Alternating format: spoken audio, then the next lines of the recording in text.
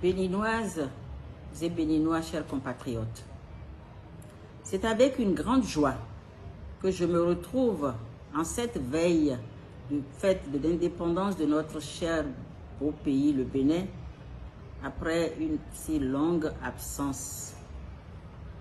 Jamais 1er août n'aura autant revêtu pour moi le parfum de la liberté.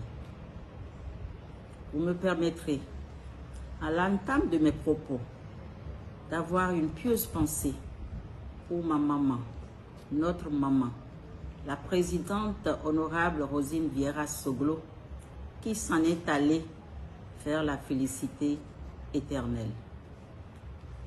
Elle fut pour moi un modèle vivant d'inspiration, de détermination et d'exemplarité. Rosine Vieira Soglo s'en est allée les armes à la main. Rosine Vieira Soglo est partie en nous montrant qu'il n'y a pas d'âge pour se battre pour ses convictions. Qu'elle repose en paix. Nous prenons ici l'engagement de continuer son combat. Mes pieuses pensées aussi à tous les compatriotes qui ont perdu leur vie dans la lutte pour la liberté de notre pays, la restauration de la démocratie et de l'état de droit sous l'ère de la rupture. Votre combat ne sera pas vain.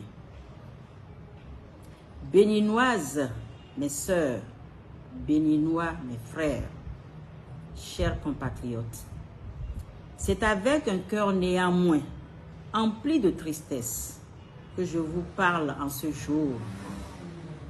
Comment en effet ne pas être triste lorsqu'on sait que des innocents croupissent dans les prisons pour délit d'opinion, surpris pour certains dans leur sommeil, kidnappés dans la rue, dans des scénarios dignes des films hollywoodiens ou d'autres, et pour quelques-uns, enlevés en pleine prière dans les églises et les mosquées qui ne sont plus des lieux respectés. Que le Seigneur ait pitié des commanditaires. Mes pieuses pensées vont aussi, naturellement, à tous les prisonniers politiques qui allumeront dans leur cœur la flamme de la liberté le dimanche 1er août 2021.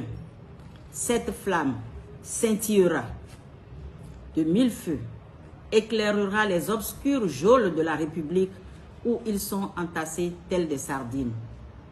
Cette flamme redonnera espoir et permettra de tenir dans les situations inhumaines dans lesquelles les promenades journalières leur sont interdites et où voir la lumière du jour est un délice. Chers camarades prisonnières et prisonniers, pour la défense de la liberté, au fond de vos cachots, recevez mes salutations fraternelles, ma détermination sans faille à continuer à œuvrer de l'exil où je suis pour votre liberté, notre liberté. L'exil non plus n'est jamais chose facile. L'impossibilité de retourner chez soi, de fouler la terre de ses ancêtres, d'assister aux réunions de famille, de participer au cercle d'amis, d'enterrer ses morts, de respirer l'air de chez soi, de humer le parfum de ses proches, vous enlève en exil si vous n'y prenez garde toute volonté de combat et d'affranchissement. C'est pour cela que mes pensées vont aussi, tout naturellement, à tous les camarades, compagnons d'exil éparpillés à travers le monde. En cette période, symbole de l'indépendance de notre pays, je vous prie de tenir bon. Le bout du tunnel n'est pas loin. Nous avons choisi une certaine forme de liberté.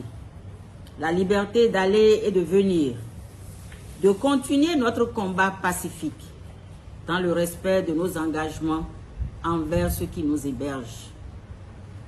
Je garde l'espoir qu'avec le travail que nous avons entrepris, tous les enfants du Bénin, de quelque bord politique qu'ils soient, se retrouveront bientôt pour fumer le calumet de la paix et regarder dans la même direction, celle de la construction d'une nation démocratique, où plus jamais les démons de la confiscation du pouvoir, de l'autocratie et de la dictature ne hanteront plus aucun esprit.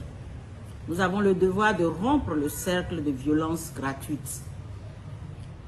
Il n'a jamais été question de violence ni de terrorisme au cadre national de concertation des forces politiques, sociales et économiques pour la restauration de la démocratie et de l'état de droit dans notre pays, le Bénin.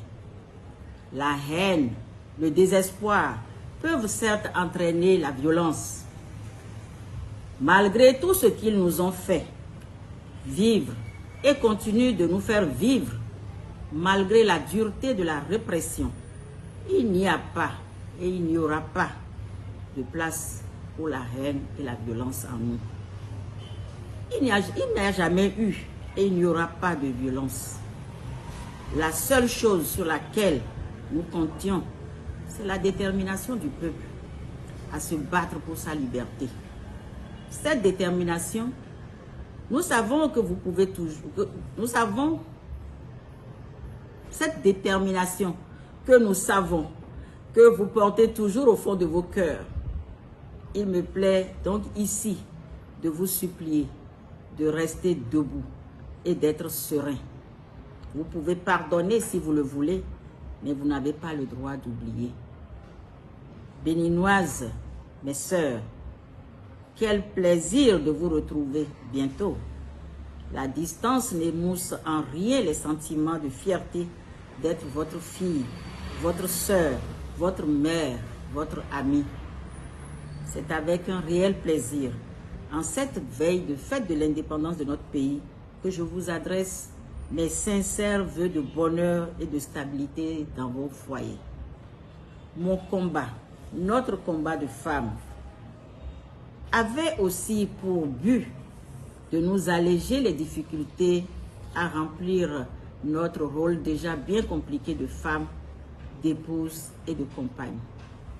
Chers compatriotes, je sais combien, par exemple, remplir le panier de la ménagère est devenu un vrai parcours du combattant. Le gari, le maïs, le mil, le sorgho, le fonio, l'igname, la tomate et même le petit piment sont devenus des denrées extrêmement rares et coûteuses. C'est pour cela que je vous souhaite, en ce jour anniversaire de notre indépendance, beaucoup de courage, car nous devons garder espoir. Nous devons nous engager, être déterminés et unir nos forces pour la construction d'une société de fraternité, de justice et de travail où règne la paix et la liberté. Béninoises et Béninois, chers compatriotes, nous sommes loin les uns des autres physiquement, mais nos cœurs sont à l'unisson, dans l'espérance que bientôt, l'intelligence retournera au forum. Le bon sens n'aura d'autre choix que de présider notre destin commun pour la construction d'une nation unie et prospère pour que vive la République. Joyeuse fête de l'indépendance, vive la démocratie, vive le Bénin.